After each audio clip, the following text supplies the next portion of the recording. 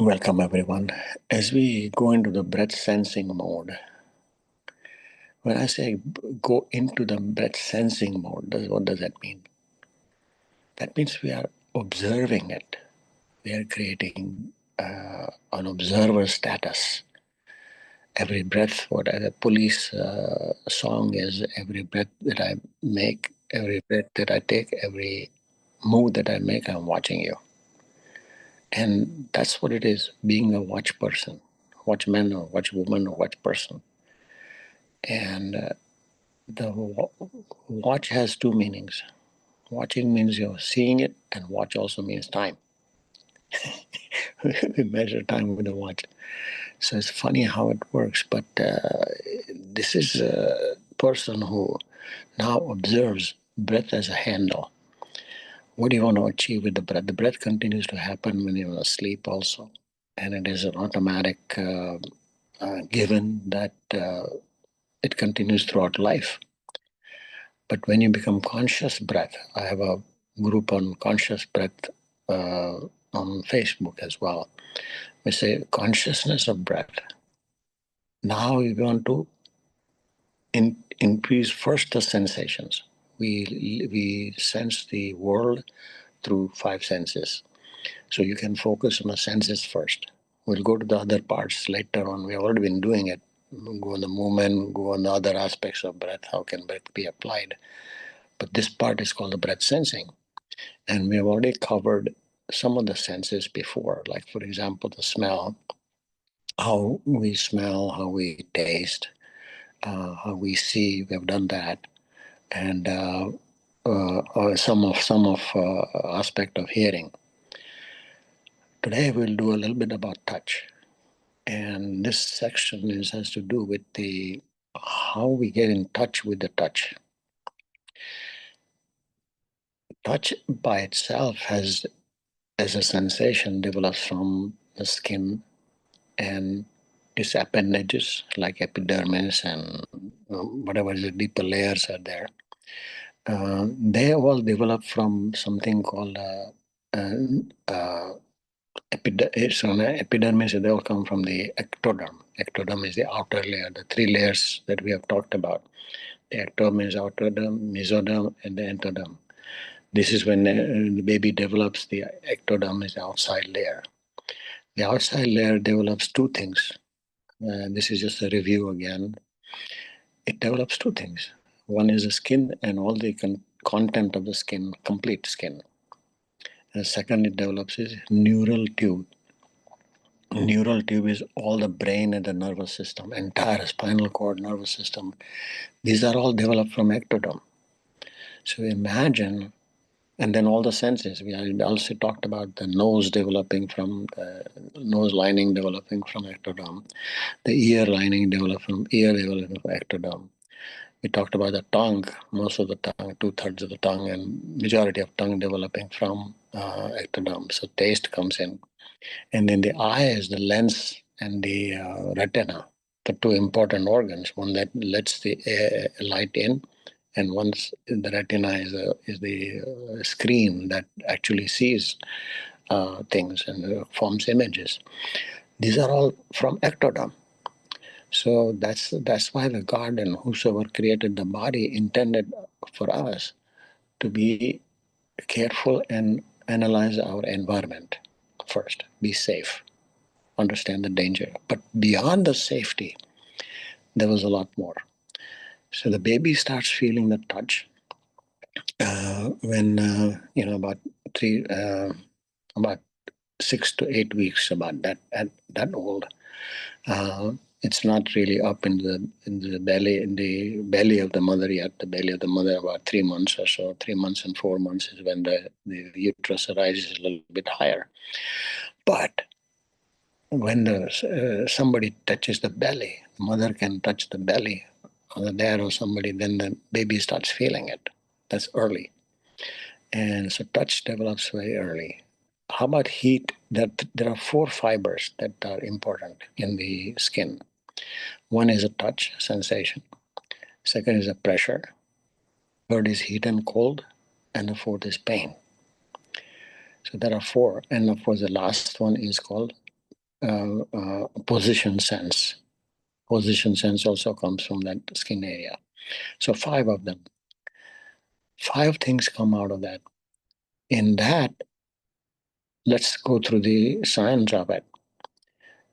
When we have the touch fibers, the touch is something that we actually can increase the sensitivity. When you touch, you can figure out whether something is soft, something is hard. Let me show you something. How do you say soft and hard? Okay, touch the earlobe here. Go to the earlobe. Earlobe is soft. So you get the sensation of what softness means. That's soft. Okay? Go to the tip of the nose. This is firm. It's called firm. So this is soft. This is firm. And go to the head here, forehead. That's hard. So now you feel something and say, this is soft, firm, or hard. So there are amount of pressure that also works with the pressure. So the pressure comes into picture at that point.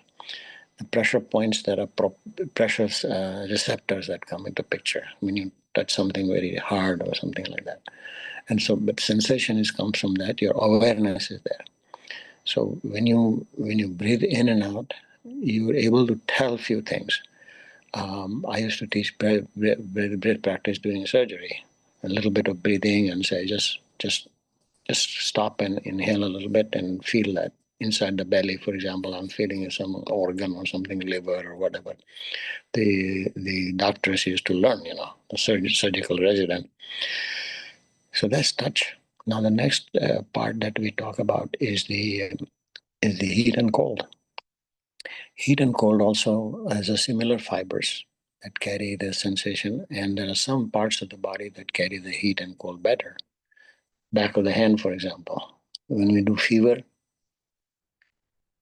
versus this, feel this and this. There are certain nerve endings that are more present in certain areas. And so heat and cold is another area and these are all protective in nature. Next comes the pain fibers. Pain fibers are very interesting. They are small fibers and they are without any sheath. These are one of the fibers that do not have any sheath. Every nerve has a little sheath covered. In pain, we want to be raw. We want to have immediate understanding of it. So there's completely bare, they're bare nerve endings. Let's put it this way, bare nerve endings. And so the pain can be very protective also. Now, there are 2 types of pain fibers. The one is bare, one goes information of pain. Supposing I'm getting a very sharp object, a knife or a pin or something like that. And that sensation goes to the brain. This goes from smaller nerve fibers. They need very small nerve fibers because they need to survive. They don't need too much of oxygen. They need too much of food to survive because pain fibers has to be there. There are other types of fibers that are thicker. They are bigger.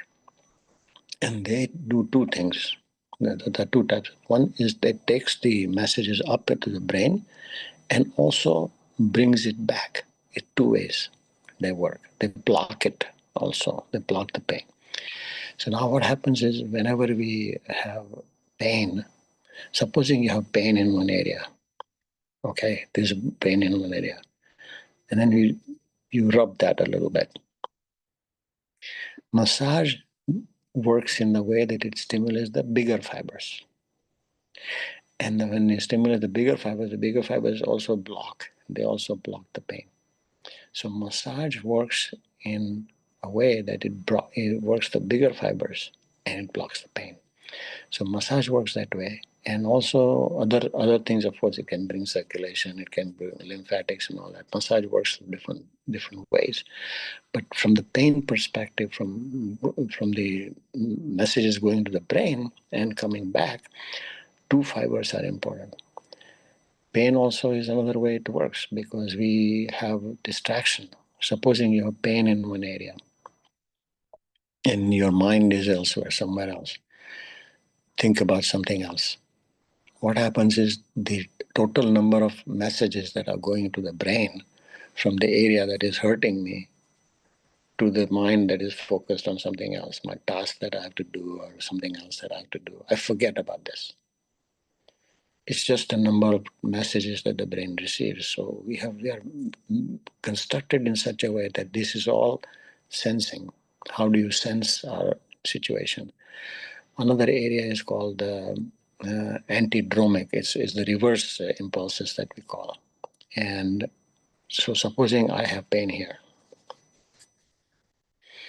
and I start slapping myself hard, or I hit myself like that, bang my head, my pain here will be less compared to what banging my head is. Because the body says, oh, this is more dangerous.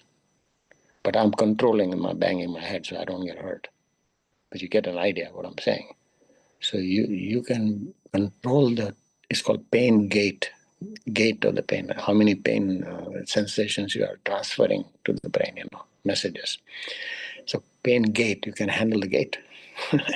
You can allow the gate how much you want to send, where do you want to send. So pain is very important thing. And when you start, pain is very helpful to us because, obviously it protects us, it tells us something is going wrong, something is happening, etc., etc. So pain is important. Pain is not. In fact, people who have diabetes and don't feel pain, they are a very dangerous area because then they can continue destroying the tissue. In fact, people have sores in the feet. You have probably seen that. They develop big sores in the feet or something happens and they don't feel it. In fact, diabetic people don't feel pain in the chest when they have a heart attack. They have less pain, and so they can have silent heart attacks. So pain is very protective. Now, let me talk about a small thing before we end this, is mixed sensations. And it's funny how that works. When I say funny, tickling. How does a tickling work? The tickling works because we have a pressure there. Supposing there's one area that is here, but if I go a little bit around like that, the area of pressure points they spreads like a surrounding area, and not only this area is a little bit sensing it, but the surrounding area. So pressure sensing in the neighborhoods tickles. That creates the tickling. How about wetness? Feeling of wetness. If something is wet, you're sweating and feeling wet. Wet is a combination of cold and pressure, repeated cold and pressure. Interesting, isn't it? How about itching? Itching is a combination of number of pain fibers working together and the repeated firing. Repeated firing, they're not very high that it can have burning sensation, but before the burning comes the itching part. So these are all the various ways in which you can develop the sensation of your of, of your body. I'm not going to do the position sense today. Mainly position because we've done the position in balance, and that balance part we have covered. So recognize that touch is also important, and recognize that breath sensing through proper breathing techniques, we can improve upon all of this. And if you breathe properly, and we already know that when you breathe in and breathe out, intention is such that when you breathe out nicely, relax, you can relax these fibers and relax all the muscles around the skin. You can relax everything, and then the pain and sensations can be modulated or reduced, whatever you want to do. And so breath is a handle, can handle all the sensations and all the sensory systems.